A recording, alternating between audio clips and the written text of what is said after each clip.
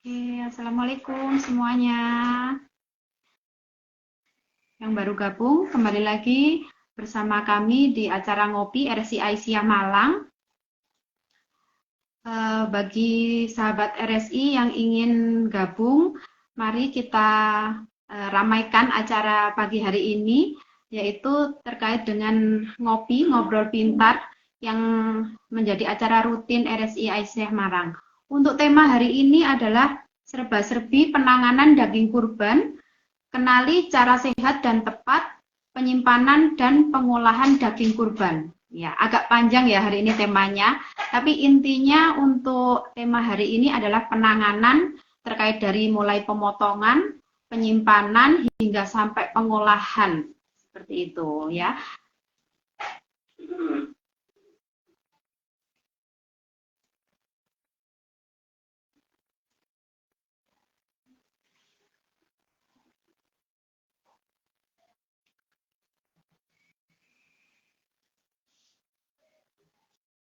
Ye.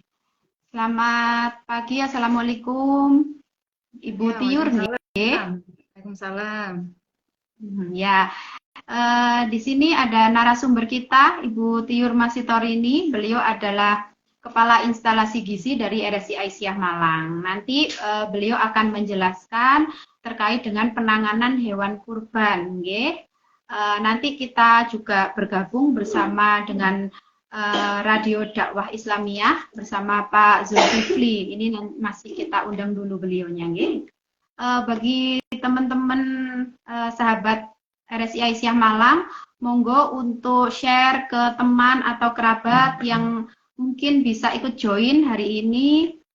Monggo terkait dengan tema hari ini, yaitu serba-serbi penanganan daging kurban. Kenali cara sehat dan tepat penyimpanan dan pengolahan daging kurban. Bisa di woro-woro mungkin yang di grupnya, atau mungkin keluarga atau saudara di rumah yang lagi free bisa ikut join bersama kami. Itu nggih. Bu Tiur, kita sapa dulu narasumbernya ya. Gimana Bu Tiur hari ini? Ya, Sehat? Alhamdulillah. Jelas suara saya, Mbak Nana? Oh ya, nggih, dengar. Jelas ya? Nggih. Kita sapa dulu ya, Ini sambil menunggu. sahabat RSI dan sahabat RDI. Terima kasih telah bergabung dengan kami ya.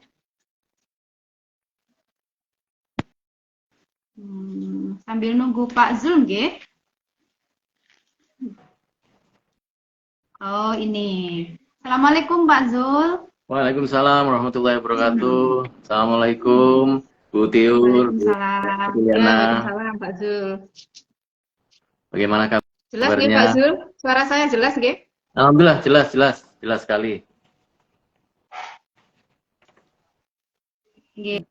Gimana Pak Zul? Sudah siap kita langsung mulai atau Monggo. gimana? Siap. Saya buka dulu atau Bu Apriliana dulu yang buka? Saya manggilnya Ibu Apriliana apa Bu Ratna ya? Saya Biasanya Nana. Oh, Bu Nana. Nggih. Oke, siap. Nggih, mungkin bisa Pak Zul dulu, Ya. nanti diteruskan ke saya begitu nggih? Baik. Ya, saya mulai dulu untuk yang di radio ya. Radio Dakwah Islamiyah 107,7 RDFM Malang, media inspirasi, menyejukkan dan mencerdaskan. Assalamualaikum warahmatullahi wabarakatuh, sahabat RDI juga sahabat RSI. Senang sekali di kesempatan siang hari ini, di hari Selasa tanggal 27 Juni 2023, kita bisa bertemu lagi di program Ngopi Ngobrol Pintar yang merupakan kerjasama antara Rumah Sakit Islam Aisyah Malang dan Radio Dakwah Islamiyah. Dan acara ini selain disiarkan secara live lewat Instagram Live RSI Aisyah dan RDI FM, Anda juga bisa mendengarkan lagi siaran tundanya pada hari Selasa pekan depan di Radio RDI FM jam 9 sampai jam 10 pagi, tepatnya di tanggal 4 Juli ya. Jadi mungkin yang belum sempat mendengarkan atau mungkin yang hari Selasa pekan depan ingin membagikan lagi audio dari siaran ini bisa diinformasikan pada hari Selasa jam 9 sampai jam 10 pagi. Menarik dan memang sangat tepat sekali dengan event yang akan kita adakan, bukan kita saja tapi seluruh dunia ini ya, untuk ibadah kurban ini. Nah, temanya yang dipilihkan oleh RSI Aisyah Malang adalah serba-serbi penanganan daging kurban. Kenali cara sehat dan tepat penyimpanan dan pengolahan daging kurban. Ada narasumber dan host yang sudah ada bersama saya di pagi hari ini. Saya menyapa dulu hostnya nih, Ibu Apriliana Ratna, Sarjana Gizi. Assalamualaikum warahmatullahi wabarakatuh. Waalaikumsalam warahmatullahi wabarakatuh. Iya, apa kabar nih Bu Nana? Alhamdulillah sehat, walaupun tadi sempat gerimis ya di Kota Malang, tapi Tumben tidak ya. memudarkan semangat kita. Betul. Tumben ini mulai pagi tadi sebelum subuh itu sudah gerimis ini. Ya, mudah-mudahan ini bisa menambah sejuknya ya suasana di Kota Malang pagi hari ini. Nah, saya juga menyapa dulu nih ke narasumber kita. Ada Ibu Tiur Masitorini, Sarjana Gizi. Assalamualaikum warahmatullahi wabarakatuh, Ibu Tiur. Waalaikumsalam, Pak Zul. Terima kasih. Saya memanggilnya Ibu Tiur betul ya, atau Ibu Masitorini ini? Ibu Tiur aja, Pak. Ibu Tiur ya. Baik, tema kita memang sangat tepat sekali di hari ini. Sebagian dari kita hari ini mungkin sudah masuk di tanggal 9 Zulhijjah ya, jadi melaksanakan puasa Arafah. Ada juga yang mungkin baru besok ya. Tapi yang jelas untuk Idul Kurban yang baik yang besok, yang hari Rabu ataupun yang hari Kamis, sama-sama pasti yang akan ditemui adalah masalah daging kurban ini. Yang saya juga tidak sempat terpikir ya, sampai sejauh ini ada penanganan yang memang harus dengan cara sehat dan tepat ya, terutama untuk penyimpanan pengolahannya ini.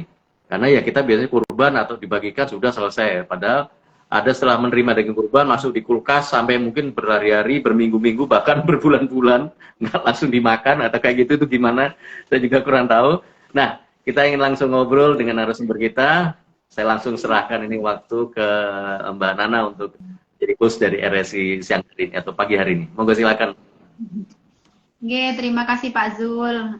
Sebelum kita mulai, alangkah baiknya kita perkenalkan dulu narasumber kita pagi hari ini. Yang tadi belum sempat join, monggo segera join, diworo-woro temannya untuk ikut bergabung pada acara pagi ini, karena kita akan mengupas tuntas terkait dengan daging kurban, mulai dari pemotongan, cara untuk penanganannya setelah dipotong, kemudian nanti penyimpanan, sampai terakhir pengolahan hingga sampai di meja makan kita gitu. Jadi jangan sampai terlewatkan.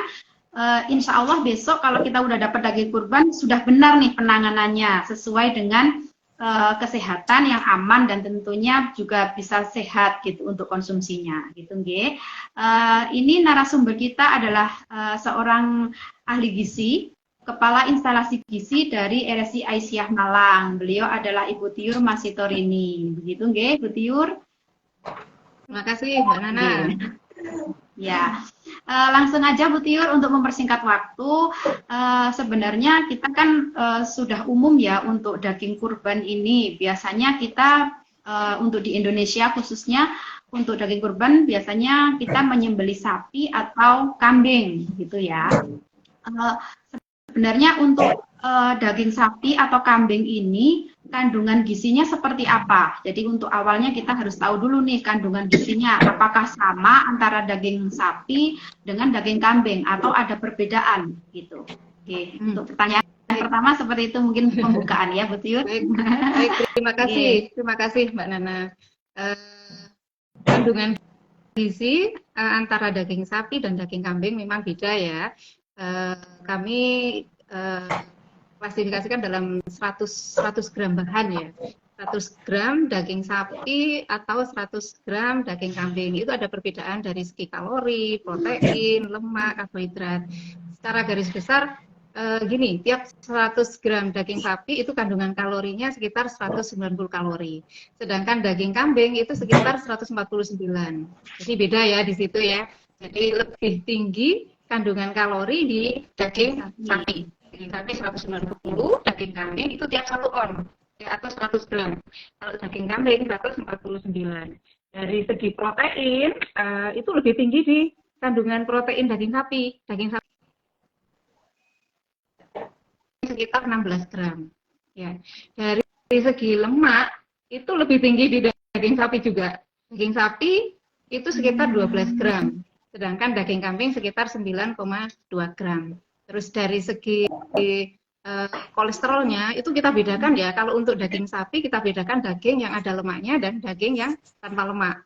Daging yang ada lemaknya itu kolesterolnya sekitar 90 mg per 100 gram ya. Kalau yang bersih, daging bersih tanpa lemak itu sekitar 60 mg. Sedangkan kolesterol daging kambing itu sekitar 75 mg. Jadi lebih sedikit ya sebenarnya kalau daging kambing dibandingkan dengan daging sapi yang tanpa lemak, ya itu lebih tinggi daging kambing. Tapi kalau misalnya daging kambing dibandingkan dengan daging sapi yang ada lemaknya, itu kolesterolnya lebih tinggi di daging sapi. Jadi 90 dibanding 75 mg. Itu ya Mbak Nana. Selain itu, daging kambing itu mengandung zat besi ya, zat besi yang tinggi. Ya, zat besi yang tinggi. Kalau untuk daging sapi kan tadi sudah dilihat, sudah saya kalau untuk proteinnya lebih unggul. Kalau daging sapi lebih unggul proteinnya. Kayak tadi kan 19 gram gitu ya. Kalau daging kambing kan sekitar 16. Jadi selisih 3 gram itu per 100 gram daging. Itu Mbak Nana. Ya, berarti bisa disimpulkan bahwa untuk energi dan proteinnya lebih tinggi daging sapi ya untuk keseluruhannya gitu ya. Untuk per 100 gramnya. Ya.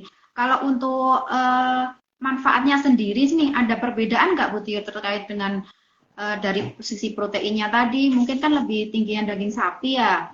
Mungkin untuk manfaatnya sendiri kalau konsumsi daging sapi bagaimana, kalau daging kambing bagaimana gitu? Kalau daging sapi tadi kan tingginya di protein ya. Proteinnya tinggi sekitar 19 per 1 on gram, per 1 on daging gitu ya. Itu protein itu kan digunakan untuk pertumbuhan. Ya, pertumbuhan, terus untuk mengganti jaringan yang rusak gitu ya. Jadi kalau untuk anak-anak itu bagus sekali juga ya. Jadi untuk pertumbuhan anak. Jadi biar untuk menangani stunting juga ya. Gitu ya. Terus kalau untuk daging kambing itu tingginya di zat besi, Mbak Nana. Zat besi ini untuk fungsinya untuk produksi hemoglobin ya. Ya, yang nantinya akan hemoglobin ini akan digunakan untuk mengantar oksigen ke jaringan tubuh. Jadi nanti pada akhirnya akan meningkatkan sistem imun tubuh gitu ya.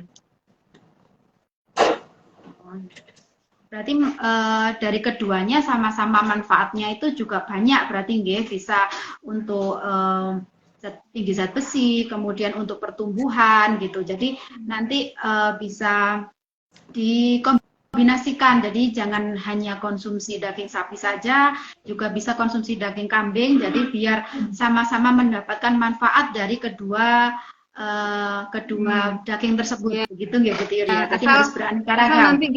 Asal nanti gini Mbak Nana, itu akan bermanfaat lebih optimal kalau nanti misalnya ada serat, terus porsinya juga harus sesuai, ya porsi makannya nggak boleh berlebihan. Jadi ada ini ya, ada standar ya. Misalnya untuk kebutuhan orang dewasa gitu ya, makan daging sapi ya maksimal sekitar 70 gram. Jadi nggak boleh terlalu banyak ya. Kalau terlalu banyak nanti kalau ada penyakit penyerta kan juga nggak boleh ya. Kalau untuk daging kambing itu sekitar bisa 50 sampai 100. Kalau 100 itu kalau nggak ada penyakit penyerta. Itu nggih. Jadi kalau 70 gram daging sapi itu kurang lebih ya kalau misalnya dibuat sate gitu ya 10 tusuk lah. Jadi kalau kita makan sate ya jangan langsung 20 tusuk, itu sudah melebihi porsi ya, sudah melebihi porsi yang dianjurkan dalam sehari. Jadi bisa dimakan dua kali makan itu separuh 5 tusuk sama 5 tusuk gitu ya. Jadi itu sesuai sekitar 70 gram. Jadi meskipun enak harus ada batasannya ya. Ya, jadi nanti biar harus manfaatnya lebih optimal. Manfaatnya lebih optimal. Jadi nggak berpengaruh negatif ke tubuh kita. Iya. Ini ada pertanyaan dari salah satu yang ikut gabung hari ini. Bisa dijawab sekarang atau nanti ya Bu Tio? Ini terkait dengan langsung aja, nggih. Saya bacakan nggih. Aman untuk dikonsumsi jika disimpan dalam waktu berapa lama? Mungkin ini terkait penyimpanan ya.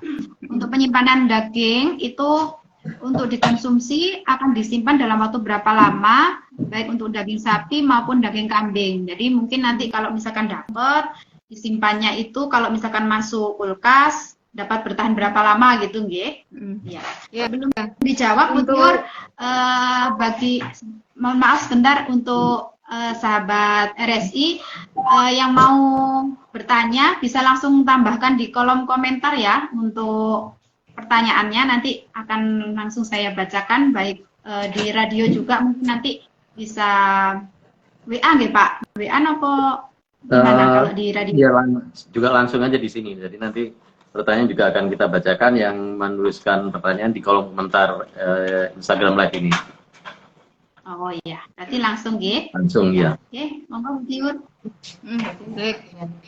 Dari segi penyimpanan memang dibagi dua ya, jadi bisa pakai refrigerasi atau yang kedua pakai pembekuan. Ini bedanya apa? Kalau refrigerasi itu yang cooler ya, suhu dingin, yang di bawah kulkas, yang di bawah freezer. Itu kalau kulkas itu ada dua pintu ya, yang atas biasanya freezer, yang bawah itu refrigerasi atau cooler ya, pendingin. Ya. Kalau kita menyimpan di suhu pendingin itu tidak bisa lama, jadi cuma beberapa hari. Ya. Keuntungannya di situ itu kalau pendingin tidak sebagai pengawet ya, tidak bisa mengawetkan daging ya, itu cuma penyimpanan sementara aja. Tapi ada kelebihannya sih, kalau di situ kalau kita simpan di pendingin itu dari segi rasa, tekstur dan ini ya aroma masih seperti daging segar. Ya, tapi kalau di suhu pembekuan itu suhunya kan minnya kan di bawah min 10 derajat Celcius gitu ya, itu bisa sebagai pengawet daging ya, jadi bisa bertahan antara 2 sampai bisa antara 5 sampai 8 bisa kalau suhu freezernya dan kondisinya bagus. Jadi maksudnya gini, kalau kita menyimpan di freezer itu freezernya jangan terlalu penuh ya, jadi biar masih ada ruang udara ya, ruang udara. Terus jangan terlalu sering buka tutup ya, jadi terlalu sering buka ngambil tutup, buka tutup freezer gitu ya, itu nanti bisa mengoptimalkan penyimpanan kita gitu ya, bisa bertahan lebih lama itu Mbak Nana. Oh, nggih. Nggih, itu Ibu dari Bu Tiur. Nanti sudah jelas atau belum, nanti bisa mungkin ada tambahan untuk pertanyaan, bisa langsung ditulis di kolom komentar nggih, untuk sahabat RSI semuanya. Mungkin dari Pak Zul ada yang ingin ditanyakan? Iya, pasti ada, tapi kita break dulu sejenak untuk beberapa detik saja. Ya, sahabat RSI juga sahabat RSI, karena acara ini kan juga disiarkan secara tunda di radio, jadi mungkin kalau untuk yang di radio breaknya kurang lebih 1-2 menit, tapi yang untuk di live Instagram Live ini cuma beberapa detik saja. Jadi sahabat RSI juga sahabat RSI jangan kemana-mana, setelah beberapa pesan yang berikut ini, kita akan kembali lagi melanjutkan obrolan di program Ngopi Ngobrol Pintar bersama Rumah Sakit Islam Aisyah Malang.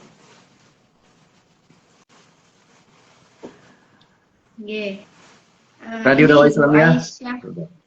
Oh iya.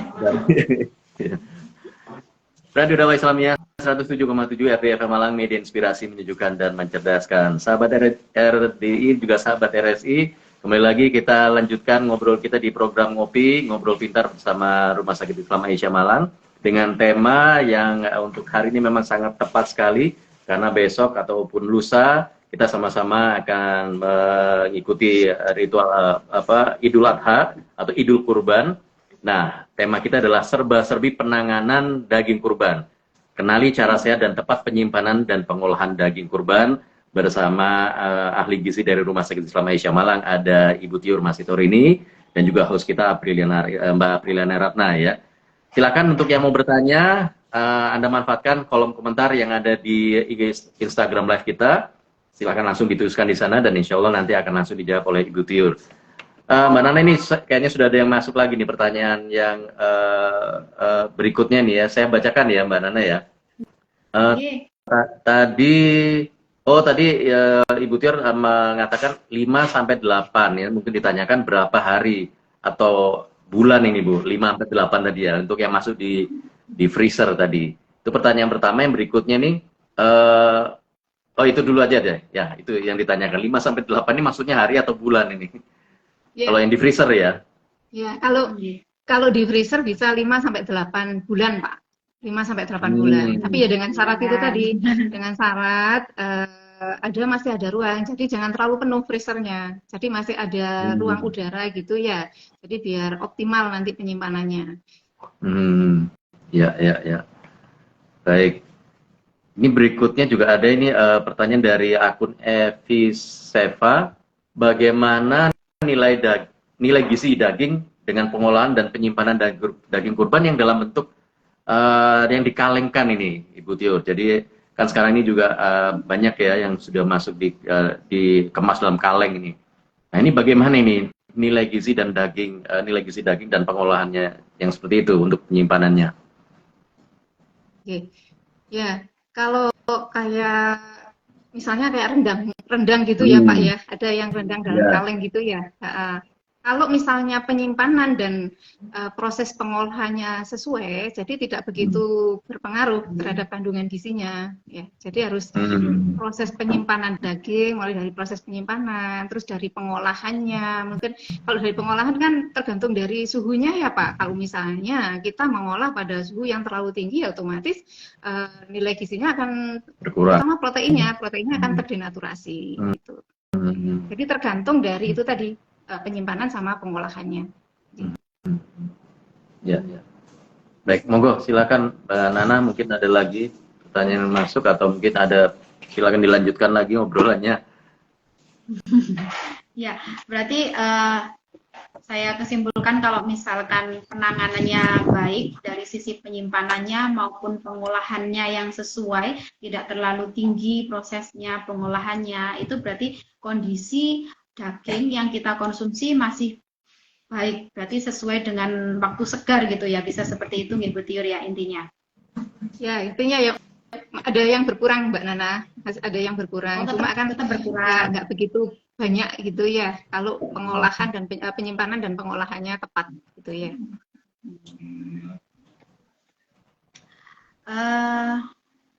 Ini untuk pertanyaan selanjutnya ya, mungkin ya sambil menunggu pertanyaan dari sahabat RSI semuanya. Daging yang didapat dari penyembelihan kurban sebelum dilakukan penyimpanan itu perlukah ada penanganan khusus ya agar tadi tetap dalam kondisi baik? Mungkin biasanya habis datang itu kita cuci dulu kah, terus kemudian kita simpan atau bagaimana biar kualitasnya daging itu tetap bagus, begitu Bu Tiur. Ya, memang ada penanganan awal. Gitu. Ya, memang ada dua pendapat ya. Kadang ada yang, saya menyimpan daging harus saya cuci dulu. Yang kedua ada yang gini, saya menyimpan langsung, nggak usah dicuci dulu, gitu kan ya. Yang benar memang nggak boleh dicuci dulu, tapi dengan syarat bahwa daging yang kita terima itu memang bersih ya. Bersih. Kadang-kadang kita kan daging korban itu kadang-kadang kita kan campur ya. Kita dapat itu kadang campur antara daging sama jerohan. Ya. Kalau seperti itu harus kita cuci. Ya. Kalau memang kita dapat sudah kelihatan bersih gitu ya, nggak bau nyun sewu. Kadang-kadang kan bau masih ada bau tercemar, bau kotoran gitu ya, kotoran sapi atau apa gitu, kadang-kadang kan bau ya. Kalau yang seperti itu harus kita cuci. Tapi kalau kita misalnya dapatnya sudah bersih gitu ya, dapat bersih gitu ya, itu tidak perlu dicuci. Jadi yang pertama nggak usah dicuci, nanti kita pilah-pilah. Yang kedua, tahap yang kedua kita pilah-pilah dan kita potong. Jadi dipilah-pilah antara misalnya daging disendirikan dan jerohan disendirikan. Habis itu kita potong-potong. Kita potong-potong sesuai keinginan kita mau masak apa. Ya. Misalnya kita mau masak rendang, mau masak rawon atau mau masak empal. Jadi kita potong-potong sesuai keinginan yang mau kita masak apa gitu ya, menunya apa. Habis dipotong-potong, nanti kita bagi. Jadi dibagi. Jadi tidak langsung kita dapat 1 kilo langsung kita taruh di tempat 1 kilo gitu enggak. Jadi kita bagi misalnya kita sekali masak berapa sih kebutuhan kita misalnya cuma 2 orang. kita bagi 1 kilo itu kita bagi 4. Jadi seperempat, seperempat, seperempat, seperempat gitu ya. Jadi seperempat dikemas dalam kemasan plastik yang bening. Ya, plastik yang bening atau mungkin bisa ditaruh di mika nanti biar penataan di freezer itu lebih enak ya, lebih rapi dan lebih ruang udaranya lebih bisa sirkulasinya lebih bagus. Jadi kita taruh di mika, kita taruh seperempat, seperempat, seperempat, seperempat. Jadi nanti pada saat kita akan mengolah atau memerlukan daging tersebut untuk kita olah, jadi kita tinggal ngambil satu gitu ya, yang nilainya sekitar 1/4 gram itu tadi. Jadi tidak pada saat towing atau pencairan gitu ya. Kalau kita mau masak daging itu kan kita cairkan dulu, kita keluarkan dulu atau kita towing dulu. Jadi tidak keseluruhan kita keluarkan semua. Jadi kita ambil cuma seperempat itu tadi. Jadi biar kandungan gizinya nggak dagingnya nggak keseluruhan nggak berubah. Itu Mbak.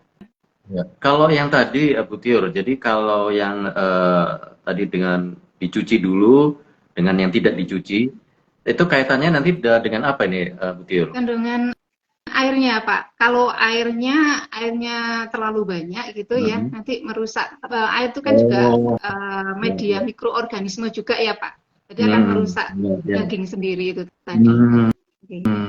Tapi pada saat proses pembekuan, kalau pembekuan atau freezernya bagus gitu ya, nanti air itu kalau misalnya freezernya bagus gitu ya, masih kondisi bagus, suhunya bagus, itu air itu akan ikut membeku.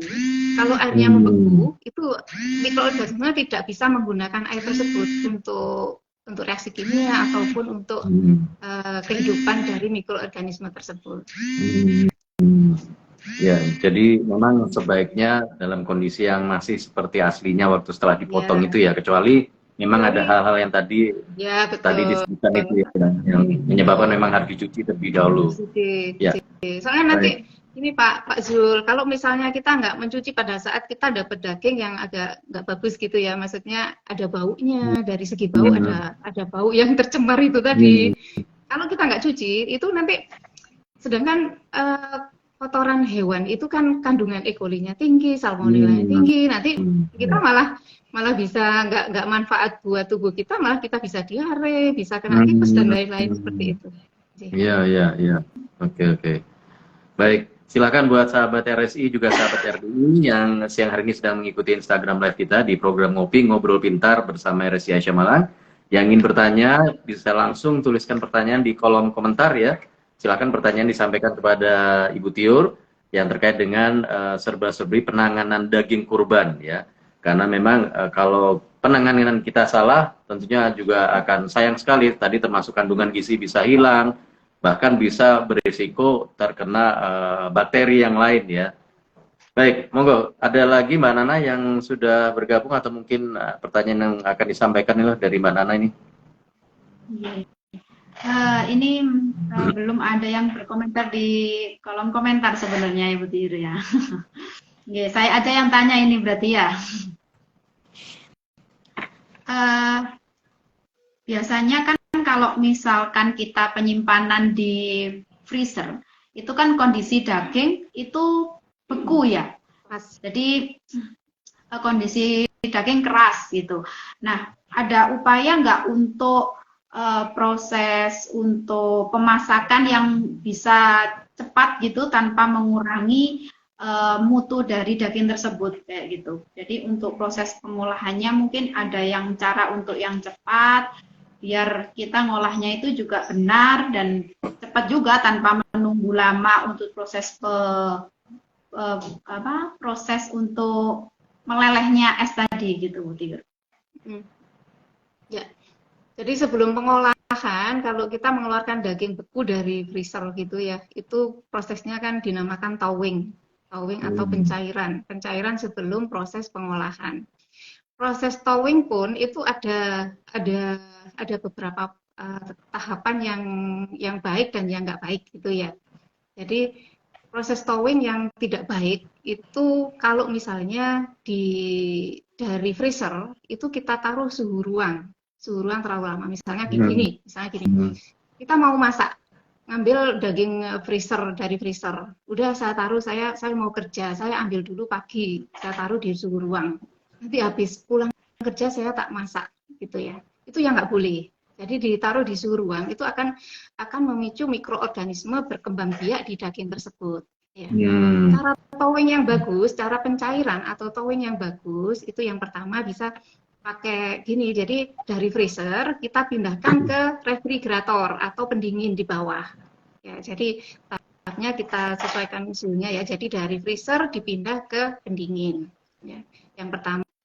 Yang kedua bisa pakai pencairan air. Maksudnya gini, daging dari freezer itu kan sudah kita kemas ya, kita kemas pakai Mika itu tadi, kita taruh di baskom misalnya gitu ya. Baskom ini kita taruh di bawah aliran keran. Kerannya kita kecilkan, jadi dikelucur air gitu ya. Tuh, nanti biar ini cepat mencairnya. Yang ketiga, atau kita rendam dalam baskom. Kak, tadi daging dalam Mika tadi kita taruh di baskom, terus kita rendam air. Tapi kalau kita rendam air ini, kita harus ganti setiap 30 menit airnya. Jadi nanti biar ininya cepat proses thawingnya biar lebih cepat. Yang keempat bisa pakai kita masukkan ke microwave. Jadi bisa dimasukkan ke microwave. Ya. Jadi usahakan jangan di-thawing pada suhu udara, suhu ruangan, ditinggal gitu ya, udah ditaruh meja, udah saya tinggal ke pasar, saya tinggal kemana gitu, nanti biar setelah selesai dari pasar biar mencair gitu, jangan seperti itu. Jadi itu mikroorganismenya akan berkembang biak di situ ya. Terus untuk pengolahannya pun ada tahap ya. Jadi misalnya kepingin daging yang ini ya, yang empuk. Tapi gini, untuk perebusan itu kita menginjak ke pengolahan ya, Mbak Nana ya. Untuk perebusan biasanya yang manual, yang tradisional itu kan suhu antara 90 sampai 100 biasanya dalam waktu setengah sampai 1 jam gitu kan ya. Ya. Tapi ada perebusan yang termodifikasi. Pada saat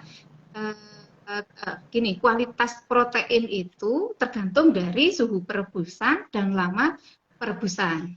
Makanya ada itu kalau tradisional seperti itu, merebus dalam suhu 90 sampai 100, terus nanti antara setengah jam sampai 1 jam. Itu kan ya memang dari segi proteinnya ya, keutuhan nilai gizi proteinnya ada yang terdenaturasi ya, kalau semakin lama kita rebus akan terdenaturasi di situ. Ini ada satu metode yang perebusannya mungkin ibu-ibu sudah tahu kayaknya ya, yang 537 itu Pak. Jadi ada singkatan 537 itu ya.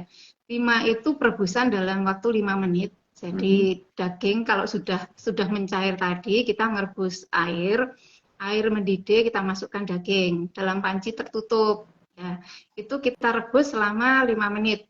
Ya, kalau sudah selama 5 menit sudah tercapai waktunya, kita matikan kompornya. Tapi tetap dalam kondisi panci masih tertutup. Kita matikan selama atau dalam waktu 30 menit. Jadi kita biarkan 30 menit dalam posisi kompor mati. Ya. Nanti setelah 30 menit kita nyalakan lagi kompor. Ya, kita nyalakan lagi kompor sampai mendidih ya, itu kita biarkan 7 menit. Jadi kalau dihitung-hitung itu total perebusan cuma 12 menit. Itu keempukannya hampir sama dengan yang setengah jam tadi, yang kita rebus setengah jam. Jadi cuma 12 menit, tapi nilai keempukan daging hampir sama yang setengah jam. Dari penelitian, dari segi organoleptiknya itu hampir sama. Jadi nggak ada pengaruh. Dari segi rasanya maksudnya ya, itu nggak ada pengaruh. Terus yang kedua, ada pengolahan yang gampang untuk mengempukkan daging ya. Kayak kita kasih daun pepaya itu ya, kita bungkus ya daging, kita potong-potong, kita bungkus daun pepaya, kita biarkan antara 1-2 jam, habis itu kita remas-remas ya, remas-remas daun sama dagingnya itu tadi, kita biarkan lagi, ya itu kemudian direbus itu cepat. Itu karena ada enzim dari daun pepaya itu tadi, jadi cepat empuknya. Nah, yang ketiga bisa pakai rebusan dengan bantuan nanas. Di nanas juga ada enzimnya yang bisa untuk mengempukkan daging itu tadi. Jadi nanas kita parut, kita campur dengan daging ya, itu kita diamkan. Nanti baru kita rebus. Itu lebih cepat juga. Terus yang keempat bisa pakai presto ya. Presto itu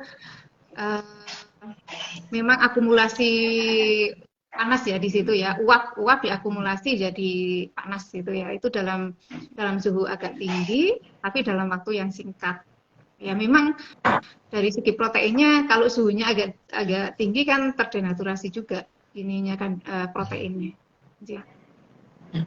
Itu Mbak. Baik Mbak Nana juga Bu Tiur, kita break dulu lagi sejenak ya. Buat sahabat RDI juga sahabat RSI, kita akan lanjutkan lagi ngobrol kita di program Ngopi Instagram Live siang hari ini. Tapi kita harus break sejenak beberapa detik untuk yang di Instagram Live dan di radio mungkin 1-2 menit. Nanti setelah itu kita akan lanjutkan lagi Ngopi di edisi hari ini Selasa tanggal 27 Juni 2023.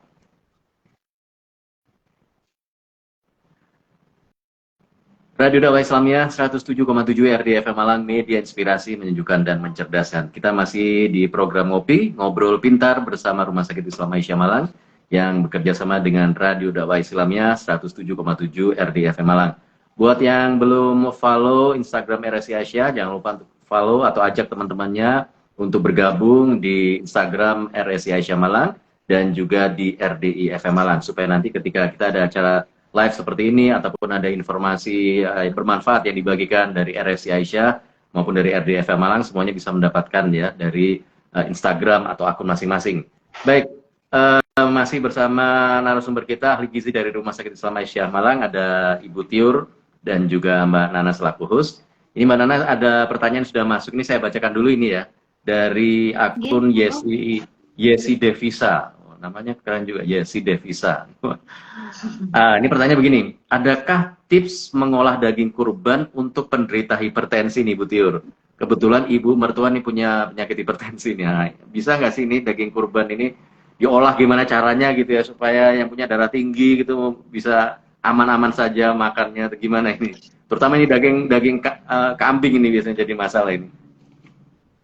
Ya, baik, terima kasih Pak. Tahap yang pertama harus dipilih daging yang bagus.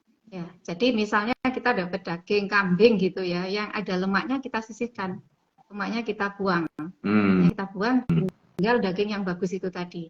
Cara pengolahannya pun harus pilah-pilah kita ya, jadi harus dipilih-pilih. Jadi ada beberapa pengolahan Pak yang kalorinya tinggi gitu ya. Ini mungkin saya ini ya kayak misalnya kayak rendang daging gitu ya. Rendang daging itu kalorinya tinggi banget.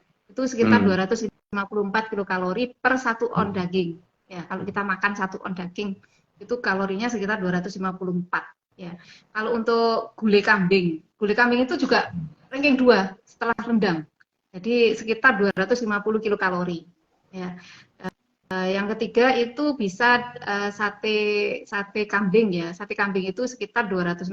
Sate kambing itu agak tinggi juga karena dari bumbunya Pak, bumbunya kan ada kacang tanahnya ya, kacang tanahnya, yang agak kecil kalorinya. Jadi mungkin saran saya nanti yang ada hipertensi tadi, setelah dagingnya kita pilih daging yang bagus, mungkin dibuat sup daging kambing gitu ya. Sup daging kambing itu kalorinya cuma 110 kilokalori per 1 onnya, per 100 gramnya kita makan ya. Atau mungkin bisa pakai sup daging sapi, dan kayak rawon juga itu kan dalam bentuk sup ya Pak, jadi nggak ada tambahan.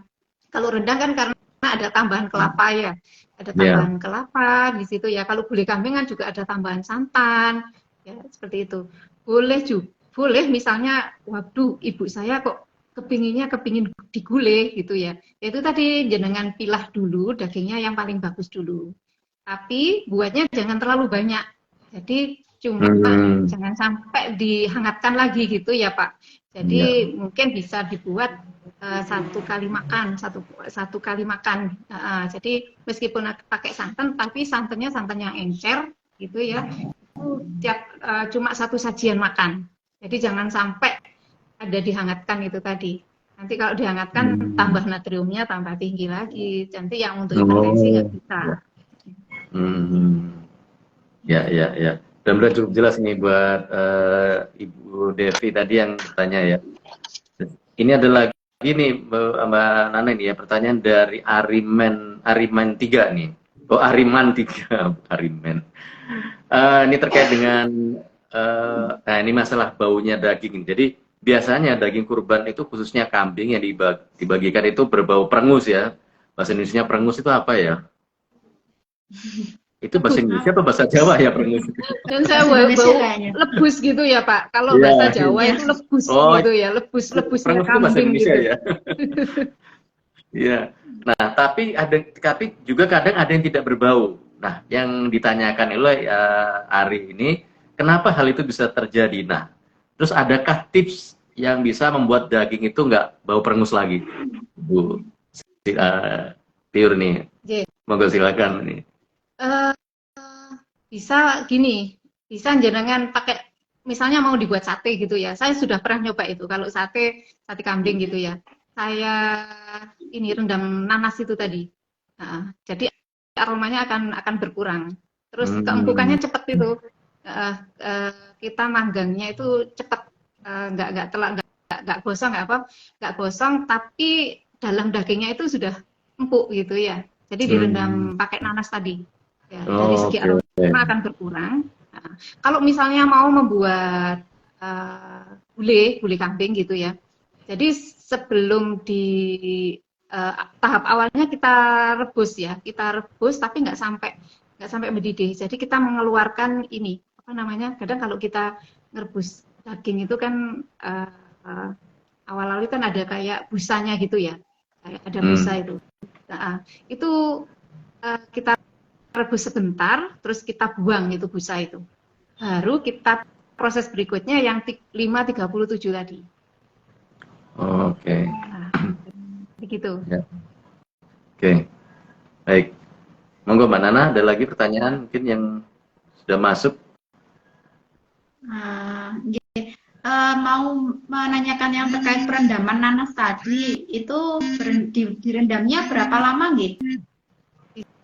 Untuk mencegah perengus 1 jam gitu nggak apa-apa, bisa 1 jam direndam. Atau ada kayak misalkan lebih lama lebih bagus atau enggak gitu, patokannya ada enggak Bu Tiur? Itu kurang lebih bisa 1 jam Mbak Nana ya. Kalau terlalu lama nanti ini ya terlalu empuk gitu ya, karena proses enzim tadi yang bisa mengempukkan daging. Ya. Berarti kalau bisa sekitar 1 jam untuk perendaman nanasnya, untuk mengurangi bau perengus tadi dari dagingnya, dan juga bisa untuk melunakkan daging gitu nggih. Ya. Kalau dari Pak Zul, saya masih belum ada pertanyaan ini Pak Zul. Mungkin ada Pak Zul yang ingin ditanyakan. Ya. Baik ya, saya juga sambil mengingatkan buat sahabat RSI juga sahabat RDI yang saat ini sedang menyaksikan Instagram Live kita. Monggo silakan untuk yang ingin bertanya terkait dengan penanganan daging kurban. Silakan untuk menuliskan pertanyaannya di kolom komentar ya. Ada Ibu Tiur Masitorini, Sarjana Gizi dari Rumah Sakit Islam Aisyah Malang yang akan menjawab pertanyaan. Apalagi ini terkait besok atau lusa ada di antara kita yang melaksanakan kurban ya. Nah, bagaimana menangani daging kurban ini juga tentunya sangat penting sekali. Nah, Bu Tiur, kalau ini misalnya ya, saya pernah itu mengetahui ada yang menyimpan daging kurban itu mungkin karena kelupaan namanya juga di freezer ya, mungkin ketumpukan daging ketumpukan yang lain sehingga tidak terlihat sampai akhirnya terbungkus ini kan, terbungkus bunga es ya. Nah itu mungkin sudah lebih dari 1 tahun itu, 1 tahun lebih. Itu gimana itu? Ada nggak sih batasan ya untuk daging ya, entah itu daging kurban, entah itu sapi ataupun kambing? Berapa lama sih maksimal itu? Atau sebaiknya, kalau tadi kan 8 bulan masih bisa. Kalau lebih dari itu, pengaruhnya apa ini, Bu Tiur? Walaupun itu di dalam freezer. Ya, sistem pembekuan itu tadi kan ini ya Pak, sebagai pengawet daging gitu ya. Itu efeknya nanti kalau semakin lama itu akan berpengaruh, beda dengan yang pendingin tadi. Kalau di freezer ini semakin lama akan berpengaruh dari segi rasa ya, dari segi rasa dan bau, dari segi rasa dan bau akan berpengaruh di situ. Jadi kayak apa ya? jadinya. gitu ya Pak. Iya. Sepo. Kalau bahasa Jawanya gitu ya, sepo gitu ya. Jadi semakin lama, semakin misalnya tadi di atas 8 bulan gitu ya. Nanti akan rasa dagingnya akan nggak sama lagi dengan daging segar lagi. Jadi karena dari segi rasa dan aromanya juga sudah sangat berbeda. Iya, iya, iya. Jadi kayak makan nanti ya nggak ada rasanya ya, bukan terasa daging sapi atau daging kambing lagi ya, hilang rasanya ya. Iya, iya. Lagian juga ngapain sampai bertahun-tahun disimpan. Biasanya kelupaan itu. Terus terang saya juga pernah itu. Keselip Waktu ya Pak. dibersihkan, loh kok ada daging. Kok ada daging ini apain? Ternyata ada potongan yang sempat terlewat gitu waktu disajikan dulu. Memang ada sisa yang kelupaan ya. Tapi tidak berbahaya ya Bu Tiur ya sebetulnya ya. Ya, nanti setelah ditoweng dilihat di situ. Setelah ditoweng dilihat sudah terjadi perubahan apa enggak gitu Pak. Jadi terjadi perubahan dari warna dagingnya gitu ya. Kalau misalnya warna dagingnya sudah beda sekali dengan daging segar, ya sudah jangan di ini ya, jangan dikonsumsi lagi, dibuang aja. Jadi kita bandingkan dengan daging segarnya. Jadi kalau sudah lama memang ini Pak ada perubahan ya. Kadang dari segi warnanya sudah kayak kayak nggak segar lagi. Pucat gitu ya jadinya ya, jadi hilang. Iya. Jadi kalau kita sanksi, kalau kita was-was itu udah mending kita buang. Kalau dilihat dari segi warnanya kok sudah beda banget ya dengan daging segarnya. Ya udah kita buang aja. Nanti daripada berefek ke badan kita ya, maksudnya berpengaruh buruk gitu nih.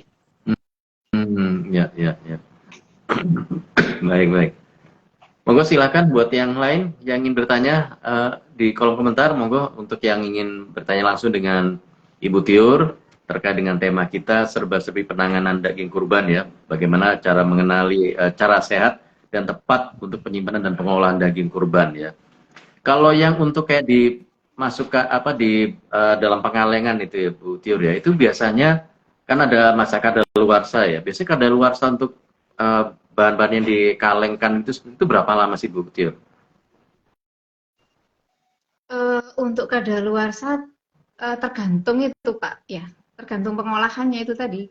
Tapi berarti itu ada pengawetnya ya kalau sampai bisa di dalam kemasan itu ya. Tergantung ini pengolahannya ya, misalnya pengolahannya kan ada yang pakai air gitu ya, ada yang yang tanpa air ya, kayak misalnya rendang yang apa namanya tanpa air gitu, terus ditambah pengawet itu nanti akan lebih lama lagi. Tapi di situ ada tulisannya ya. Jadi kalau kita mengkonsumsi kayak daging dalam kemasan itu wajib kita melihat kadaluarsanya.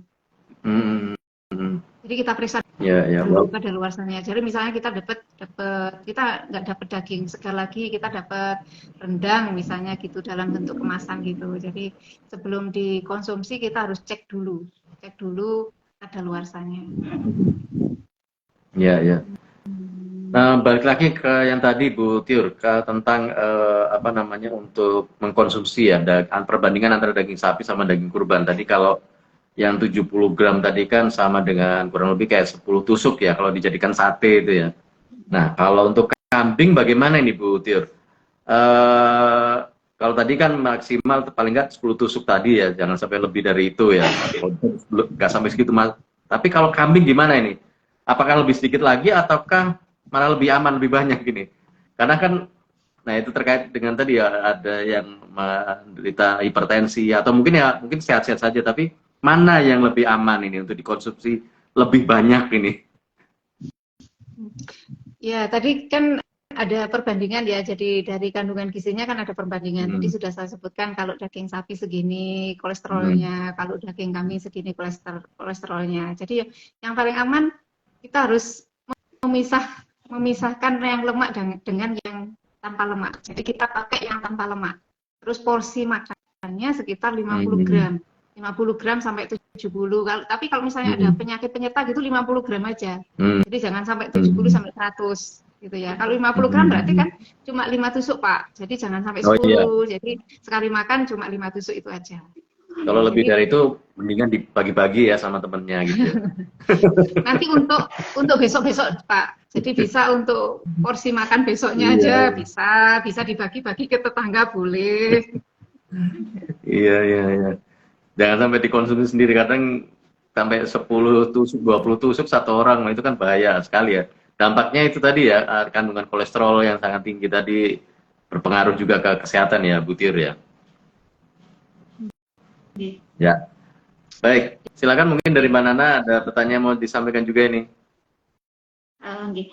Kebetulan ini Pak, kebetulan saya itu juga suka sama sate gitu ya. Jadi untuk konsumsi daging kambing gitu, kalau misalkan ada sate gitu bisa habisin nasi kayak gitu ya. Kira-kira sebenarnya baik nggak sih kalau saya itu suka konsumsi sate, terutama kayak sate kambing kayak gitu. Dari sisi gizinya itu bagaimana? Oke, itu aja mungkin. Ya, ya, untuk pengolahan daging memang yang baik itu pengolahan daging dengan secara matang sempurna, Mbak Nana. Jadi pengolahan yang baik itu pengolahan daging secara matang sempurna. Misalnya seperti sate tadi. Seperti sate tadi kalau kita terlalu banyak nggak bagus karena sifatnya itu kan prosesnya pakai pemanggangan ya, itu sifatnya jadi karsinogenik. Jadi memicu merangsang untuk adanya penyakit kanker gitu ya. Jadi boleh-boleh aja kita makan sate, tapi alangkah lebih bagusnya malah diimbangi dengan serat. Dan frekuensi makannya jangan terlalu sering karena sifatnya yang karsinogenik itu tadi gitu ya. Jadi harus diimbangi sama serat gitu ya. Kalau selama ini kan kita makan sate gitu tok ya, tanpa ada sayur, tanpa ada apa-apa gitu ya. Jadi cuma sate sama nasinya yang banyak, satenya 20 tusuk gitu ya. Jadi minta tolong diimbangi dengan serat. Ya. Serat dari sayuran, bisa dari buah-buahan. Dan itu pun penggunaannya konsumsinya jangan terlalu sering. Yeah. Nasi dengan lontong pun sama ya, artinya nasi dengan lontong itu kandungan gizinya bagaimana nih kalau dari sudut gizinya nih? Dari segi kalorinya itu kalau lontong itu lebih sedikit Pak, tapi kalau indeks glikemiknya itu lebih tinggi. Jadi misalnya 1 on nasi itu sama dengan 4 on lontong, sama dengan 4 on lontong. Ya kalorinya dari segi kalorinya. Tapi kalau dari segi indeks glikemik itu apa? Yang memicu gula darah naik gitu ya. Itu indeks glikemiknya lebih tinggi di lontong karena proses pengolahannya lebih matang banget ya. Jadi semakin kita pemasakan semakin matang, itu indeks glikemik semakin tinggi. Indeks glikemik bahan makanan itu semakin tinggi. Jadi antara lontong dengan nasi itu jadi lebih aman dari sisi itu tadi ke nasi ya, karena dia lebih rendah dibanding lontong tadi ya Bu Tiur ya. Kalau misalnya dari segi kalori yaitu tadi 1 on nasi sama dengan 4 on lontong. Jadi kalau 1 on nasi itu kira-kira berapa ya Bu? Kepingin volume 4 on lontong itu sekitar gini, 1 lontong yang ini Pak, 1 lontong yang gede atau 2 lontong yang tanggung. 2 lontong tanggung. Jadi kalau kita makannya kepingin agak banyak, volume lebih banyak ya makan lontong. Tapi dengan itu tadi kalau dari segi kalori itu tadi hampir sama ya, 1 on nasi sama dengan 4 on lontong. Tapi dari segi indeks glikemiknya itu tadi yang tinggi, indeks glikemiknya lontong. Apakah berarti sebetulnya lebih baik kita makan dagingnya saja atau lebih banyak dagingnya, ataukah seimbang, ataukah semegonya itu lebih banyak? Yang seimbang Pak, jadi harus imbang. Jadi semuanya itu harus imbang ya. Jadi sesuai kebutuhannya. Jadi sesuai kebutuhan menurut umurnya ya. Jadi setiap tahap-tahap usia kan beda-beda kebutuhan kalorinya. Misalnya kayak orang dewasa gini ya, kalorinya sekitar 2100. Misalnya dalam sekali makan 700 kilokalori, itu nasinya cuma 150 gram. Dagingnya 50 gitu ya. Ya. Baik. Ya, Mbak Nana bagaimana? Masih ada waktu kita atau sudah mepet ini waktunya? Iya. Mungkin satu pertanyaan lagi Bu Tayit. Pak Zul sempat tanya 1 ons nasi itu seberapa gitu. Jadi biar orang-orang itu tahu, oh kalau makan kambing itu nasinya 1 ons itu seberapa ya? Apa harus ditimbang dulu 1 ons, bawa timbangan kemana-mana atau gimana biar lebih enaknya nanti kalau kita makan gitu mungkin ya Pak Zul ya? Ya, itu bahkan ada yang nambah Boleh. itu. Sego, jangan lupa sambelnya. Ya. Kalau 1 on nasi itu kurang lebih 1 centong ya, 1 centong atau Oh, 5 sendok makan, atau 5 sendok makan, Pak. Sekitar 5 5 sendok sendok makan. makan. Oke, catat Hmm. ya. Udah 5 sendok makan. Kalau Ya. kalau usia seperti Pak Zul gitu ya, itu kurang lebih 2.100, kurang lebihnya ya, sekitar 2.100. Jadi sekali makan bisa 150 Pak Zul. Jadi satu Itu setengahnya sekali makan atau sehari, Bu? sekali makan, Oh, sekali makan ya, ya, ya. sekali makan. Nanti akan mulai saya hitung nanti waktu makan. Tapi kalau lontong tadi berapa, Bu Tiur? Kan 1 on nasi itu tadi sama dengan 4 ons lontong ya. Berarti kalau lontong itu 1 lontong itu biasanya ukurannya gimana itu? Satu lontong biasanya yang tanggung itu 200-an, 200 gram. Oh, 1 lontong 200-an ya. Ya, ya, ya. Berarti ya benar ya, kalau makan 1 lontong itu sama dengan makan nasi satu itu tadi ya. Berapa tadi? 200 itu tadi, sendok itu tadi ya. Kalau lontong 200 sama dengan nasi sekitar 3 sendok itu tadi, Pak. 3 sendok. 3 sendok ya. Ya, ya. Baik. Ada lagi yang ditanyakan Mbak Nana mungkin terkait sambelnya tadi? Ya, jadi harus seimbang ya antara nasi, segonya, sambelnya, terus kambingnya tadi ya sudah ada takarannya dan jangan lupa buah sama sayurnya. Jadi biar semuanya seimbang, biar kita tetap makan sehat seperti itu ya untuk konsumsi sate kambing khususnya ini ya. Ini Mbak Nana ada satu Waktu pertanyaan yang bagus ini, yang terakhir nih kayaknya. Kalau darah rendah gimana nih? Bagaimana makan gulai atau sate ini gimana nih Bu Tiur nih? Ya, kalau darah rendah ini berarti porsi makannya harus sesuai ya Pak. Jadi porsi makannya kurang kayaknya ini, porsi makannya kurang, jadi tidak sesuai dengan kebutuhannya. Jadi yang utama kita hitung dulu kebutuhannya seberapa, gitu ya. Itu kebutuhannya nggak sesuai itu, yang dimakan tidak sesuai dengan kebutuhannya. Jadi harus disesuaikan dengan kebutuhan harian dia. Porsinya maksudnya, porsi makannya. Oke. Baik. Nah ini kalau ada nih di antara sahabat RDI juga sahabat RSI yang ingin tahu lebih lanjut ini ya, terutama terkait dengan lebih umumnya lagi masalah gizi ya, makanan yang dimakan seperti ini gimana, ya seperti yang Ibu Tior jelaskan tadi ya, kalori dan lain sebagainya. Cara untuk berkonsultasinya nih gimana nih Bu Tior? Apakah di RSI Aisyah ada memang tempat ada khusus waktu yang bisa disediakan untuk sahabat RSI dan juga sahabat RDI yang ingin konsultasi, dan itu menghubungnya kemana nih Bu Tior? Boleh, jadwalnya setiap hari Pak, Senin sampai Sabtu ada kami. Jam 7 sampai jam 2. Jam 7 sampai jam 2. Itu di apa? Di bagian apa ini Bu? Nanti datang ke Poli Rawat Jalan. Jadi nanti didaftar di sana. Tapi nanti kami akan dihubungi, nanti akan kami konsultasikan. Ya. Berarti kalau yang untuk masalah gizi, masa kalori dan gizi dan lain sebagainya seperti itu, tidak harus lagi sakit ya datang ke sana ya, ke Poli Rawat Jalannya ya Bu Tior ya. Betul. Ya. Ya. Tadi darah rendah tadi Pak, darah rendah tadi. Oh, bagaimana sih ukuran seharusnya makan saya gitu ya? Itu bisa, nanti bisa kita hitungkan. Jadi sehari itu misalnya makan pagi makannya seberapa sih nasinya, lauknya seberapa, sayurnya seberapa, nanti makan siang seberapa, makan malam seberapa. Jadi kebutuhan sehari kami hitungkan, kita terjemahkan ke makanan. Jadi nanti akan kami ajari. Oh, wah, ini penting sekali nih. Monggo silakan ini buat sahabat RDI juga sahabat RSI yang lebih ingin tahu lebih lanjut ya, lebih jauh, bisa langsung datang ke Poli Rawat Jalan RSI Aisyah Malang, mulai setiap Senin sampai Sabtu ya, dari jam 7 pagi sampai jam 2 siang. Baik, Mbak Nana, kayaknya waktunya udah mepet banget ini ya sekarang ya. Oke, Pak, bisa ditutup aja karena sudah jam 11, nggih. Ya, tapi mungkin ada dari Bu Tior nih yang ingin disampaikan nih sebagai penutup ya, buat sahabat RSI juga sahabat RDI yang besok ini atau lusa akan melakukan penyembelihan dan juga pembagian daging kurban ini terkait dengan penanganan daging kurban. Ya.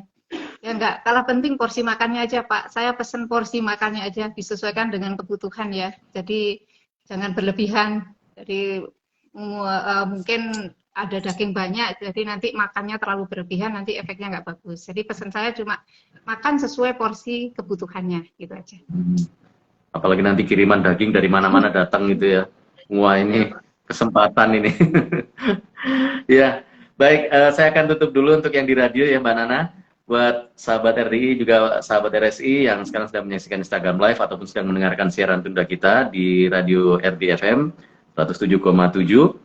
Itu tadi obrolan kita bersama narasumber dari ahli gizi dari Rumah Sakit Islam Aisyah Malang, Ibu Tiur Masitorini, dan juga host Mbak Apriliana Ratna, ahli gizi yang tadi sudah sama-sama kita bahas tentang bagaimana penanganan daging kurban, yang mengenali cara sehat dan tepat untuk penyimpanan dan pengolahan daging kurban. Kita insya Allah akan ketemu lagi di lain kesempatan. Sekali lagi kami ucapkan terima kasih buat semuanya yang sudah bergabung di acara ini, Ngopi Ngobrol Pintar. Dan jangan lupa untuk yang ingin mengikuti, jangan atau tidak ingin ketinggalan dengan program ini, follow dan terus pantau ya Instagram RSI Aisyah Malang dan juga RDI FM Malang agar tidak ketinggalan informasi-informasi bermanfaat yang dibagikan di sini, termasuk Instagram Live yang paling tidak selalu dalam setiap pekan sekali ada Instagram Live buat kita semuanya. Saya pamit, terima kasih Ibu Tiur juga Mbak Nana untuk waktunya siang hari ini. Kita ketemu lagi di lain kesempatan. Selamat siang buat semuanya. Assalamualaikum warahmatullahi wabarakatuh. Waalaikumsalam warahmatullahi wabarakatuh. Oke, terima kasih Pak Zul, terima kasih Bu Tiur atas ilmunya yang telah diberikan kepada kita untuk siang ini. Semoga bisa diterapkan oleh sahabat RSI semua, dan dari saya maupun dari Bu Tiur dan Pak Zul, kalau misalkan ada kesalahan kami mohon maaf yang sebesar-besarnya.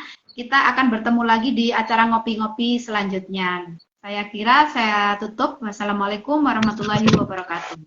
Waalaikumsalam warahmatullahi wabarakatuh.